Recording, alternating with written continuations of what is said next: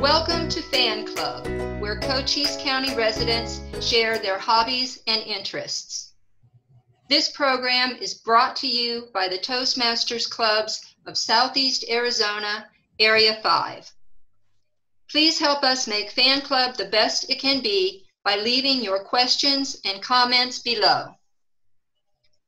Today, our guest is Barbara Jean Canamore, a member of the Talk Tales Toastmasters Club. Welcome, Barbara Jean. Hello. Hi. What is your hobby, Barbara Jean? My hobby is braiding hair. Excellent. When did you start braiding hair? I started braiding hair when I was 8 years old. That was 1988. Wow. Who taught you how to braid hair? I was actually self-taught, believe it or not. Yeah, it runs in our family. We have about 3 different hairstylists in our family. But you did see like your mother braiding a sibling's hair or someone out in the community braiding?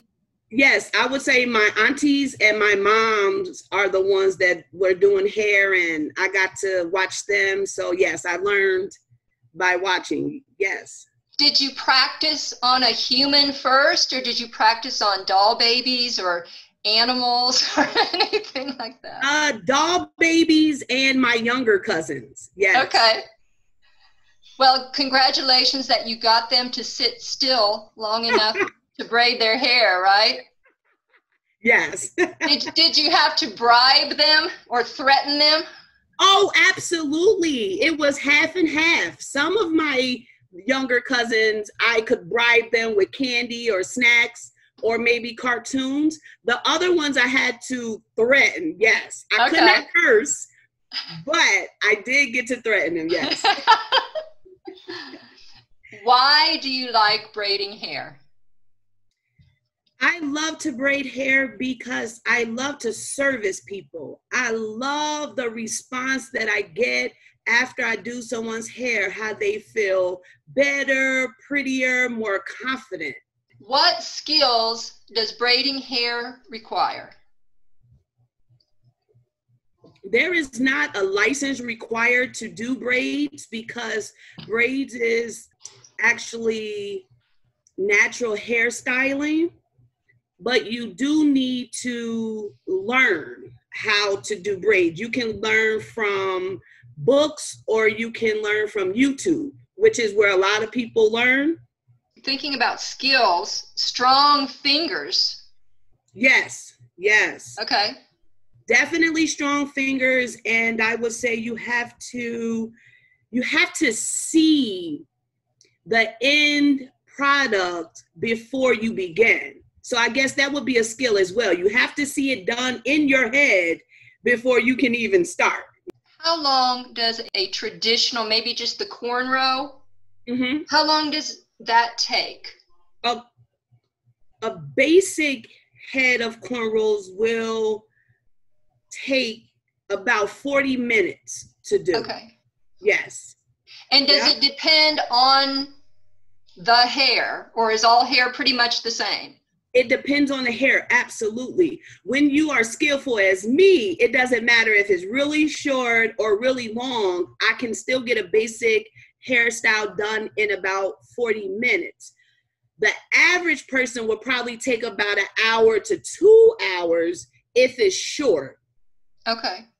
Yes, and I would also like to add, the longest hairstyle is about 12 hours for box braids, and it's called micro braids. Tell me more about box braids. So you will take your comb and literally part a box. Okay. Okay, and then you will take either the person's hair or the weave. Remember I was telling you about weave last week? Right. And you can take the weave, and there's a way that you connect the weave to the braid, the hair, and you plait it. All right. Okay, and because it's called micro because it's very small. So it'll be very little braids in your hair all over. Oh my gosh. 12 hours? 12 hours. It's about $300 at least. Okay. Can you tell me where I can see this? Did a famous movie star wear this to an award show, or is there someone iconic for these type of braids? So Beyonce has micro braids, and you see it's only about that much that's braided, right? And the rest of the weave is straight so that it could be curled or anything, or you could braid it all the way down to the root. We talked about the skills that you need to braid hair. What are the challenges of braiding hair?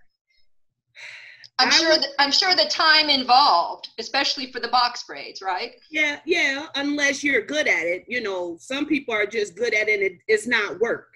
Okay. Like, doing hair is not work for me. So fantastic. That's why I've been doing it for so long.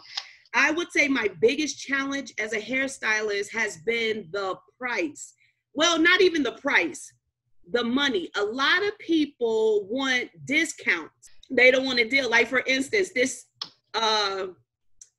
head of micro braids that I was just describing to you is $300. Right. Well, you will have a person that wants to only pay you $100 or $150 after you've spent 12 hours doing their hair.